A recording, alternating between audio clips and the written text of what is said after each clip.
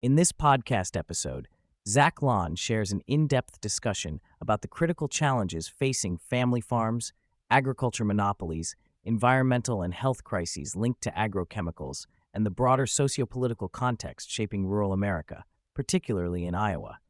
He explores issues ranging from the aging farmer population and right-to-repair battles to the systemic capture of regulatory agencies.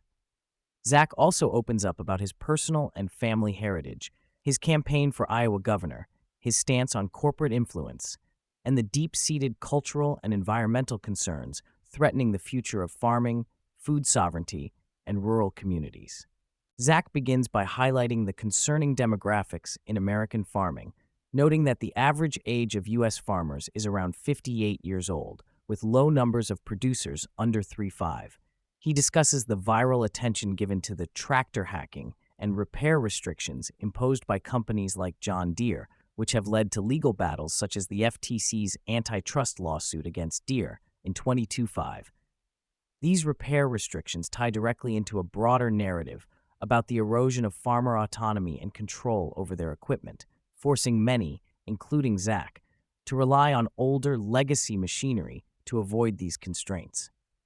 This illustrates how corporate control is deliberately squeezing producers, particularly young farmers, limiting their ability to sustain their livelihood. A major theme is the disproportionate power of agricultural conglomerates, who have spent billions lobbying Washington while family farms continue to disappear.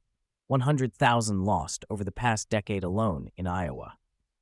Zach emphasizes that these corporations are not lobbying for farmers' interests, but for consolidation, reducing the number of producers to manage and control the market more easily. He paints a stark picture of rural communities slowly losing their vibrancy and independence as ownership consolidates into fewer, larger operations, or shifts to out-of-state and even foreign investors, diluting local investment and stewardship. Zach shares a rich narrative of his family's deep roots in Iowa, dating back to mid-19th century German immigrants who fled feudal oppression, seeking land ownership and freedom. The family farm, with stories spanning the Civil War to world wars and agricultural aviation, became a symbol of both heritage and perseverance. After losing his family farm in 2005, Zach bought it back in 2014 and committed to its restoration, motivated by a desire to preserve this legacy for future generations. This personal history fuels his passion to fight for the culture and identity of Iowa's farming communities and rural life. Zach is candid about the political system's failings, describing the federal government as beyond repair. He explains how unelected bureaucrats, lobbyists, and special interests wield outsized influence over policy, often contrary to the needs of ordinary citizens. With politicians largely unaccountable, re-election rates are high despite abysmally low approval ratings, leading to voter apathy and frustration. He calls for a reinvigoration of state-level leadership where more direct influence and control can be exerted. Zach himself is running for governor in Iowa, independent of party leadership, to bring a voice to the voiceless and champion the issues ignored by the establishment. Delving deeper into agricultural monopolies, Zach reveals the alarming concentration of control. 3 companies dominate 85% of agriculture inputs, and one such company, Syngenta, is fully owned by the Chinese government. Despite this, Iowa has handed out millions in taxpayer-funded subsidies to this foreign-owned entity, all while local Iowa companies struggle. Zach portrays this as a betrayal of state interests and a threat to food sovereignty. His Iowa First campaign slogan advocates withdrawing support from foreign or multinational companies and investing instead in homegrown businesses to rebuild local economies and maintain control over vital resources.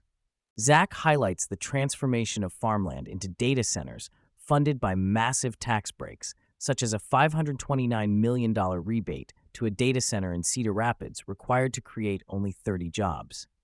He critiques such deals as short-sighted giveaways that benefit billion-dollar tech firms at the expense of communities and agriculture. This reflects a larger concern about the erosion of rural landscapes and cultures, displacement of agricultural activity, and lack of reciprocal investment from multinational corporations. Zach explains the scale and impact of corporate lobbying in Washington, detailing the approximately $15 billion spent by agribusiness over a decade to shape regulatory and legislative outcomes.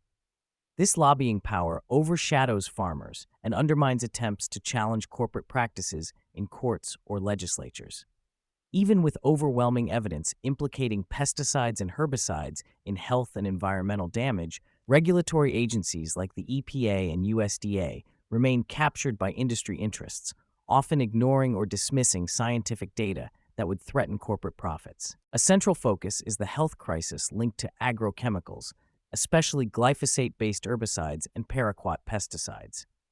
Zach speaks personally about his father's diagnosis with non-Hodgkin's lymphoma, the same cancer type heavily linked to glyphosate exposure, and the broader rise in cancer rates in Iowa, which now holds the highest cancer and glyphosate concentration levels in the U.S.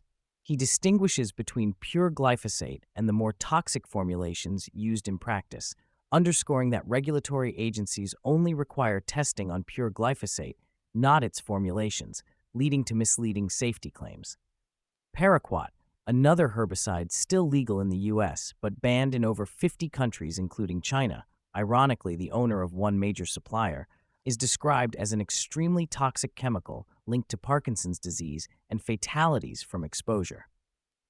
Zach points out how lobbyists succeed in increasing acceptable tolerance levels of glyphosate on food products massively, for instance raising limits on oats by 20,000%, facilitating widespread residue in food. Meanwhile, immunity laws and recent executive orders, like one signed by Trump invoking the Defense Production Act, give Bayer and other companies legal shields from liability, effectively licensing continued poisoning without accountability. The environmental consequences of agribusiness extend to water quality, where nitrates from chemical fertilizers contaminate drinking water at dangerous levels. Iowa is home to the world's largest nitrate removal system, yet it struggles to keep up as chemical runoff saturates rivers and lakes, leading to bans on swimming in some water bodies due to pollution. Zach explains how modern farming techniques like pattern tiling exacerbate runoff by rapidly channeling water and pollutants directly into streams. He ties these environmental issues to public health and community well-being, noting that many Iowans are installing reverse osmosis systems in their homes to handle contaminated water. Farmland degradation and water pollution threaten the very foundation of Iowa's agricultural heritage and the health of its people. Family farms are not only disappearing due to economic pressures, but also being repurposed or bought up by investors who lack ties to the community. Zach details how many small farms are bulldozed or turned over to monoculture operations, losing the social fabric that sustained rural life. As younger generations find it impossible to afford land, many are forced to leave Iowa altogether, contributing to a mass exodus and brain drain. Zach's campaign goals include reversing this trend by fostering new family farms, restoring agricultural practices that prioritize health and sustainability, and reviving rural towns and economies. Zach describes his campaign for governor motivated by faith, family, and service. He emphasizes the need to restore stewardship to landowners who live in Iowa, to prioritize the health of people over corporate profits, and to reinvest in community values. Rejecting the influence of special interests and big money, he vows to focus on the pressing issues of cancer rates, economic consolidation, water quality, education, and food sovereignty. He wants Iowa's children to feel connected to their heritage and hopeful for the future, making decisions guided by how they will impact communities. His vision is economic nationalism, politics and policies that prioritize the well-being of Iowa's citizens above all else. Zach voices deep distrust in Washington and federal agencies, citing instances like the CIA's cover-up of Havana syndrome attacks and massive federal spending on foreign aid, while Iowa struggles with contaminated water and rising cancer rates. He suggests states assert more independence, even proposing radical measures such as refusing federal tax dollars and asserting jurisdiction over federal agents to regain sovereignty. He argues that the states are the last bastions where meaningful political and cultural change can occur, and encourages voters to reconsider where they place their trust and energy. Throughout the conversation, Zach candidly addresses the cynicism and apathy many voters feel due to decades of broken promises, widespread corruption, and special interest domination in politics. He recounts personal experiences challenging elected officials and emphasizes the need for people with courage and integrity willing to confront the system. He also reflects on how the political and media landscape often confuses and distracts citizens from real issues, compounding disillusionment. Despite challenges, Zach finds optimism in the grassroots support he receives from voters who recognize the severity of the problems and want substantive solutions that transcend party lines. At multiple points, Zach links his and Iowa's identity back to Christian faith and communal values. He speaks about stewardship, responsibility, and loving one's neighbor as core tenets undergirding his approach to politics and farming. He rejects purely market-driven policy, instead advocating for decisions that uplift community well-being, preserve cultural heritage, and protect the land for future generations. Zach touches on the ongoing litigation against Bayer, Monsanto's parent company, highlighting how juries consistently find the company liable despite their resources and influence. Internal Monsanto documents have revealed the company's knowledge of glyphosate's dangers and deliberate efforts to mislead regulators and the public. Zach frames this as part of a broader pattern of corporate deception and captured regulators, calling for greater transparency and accountability. He critically discusses recent executive orders using the Defense Production Act to boost domestic glyphosate production and confer immunity to producers. This effectively shifts the burden of harm from corporations to taxpayers and shields companies from future lawsuits.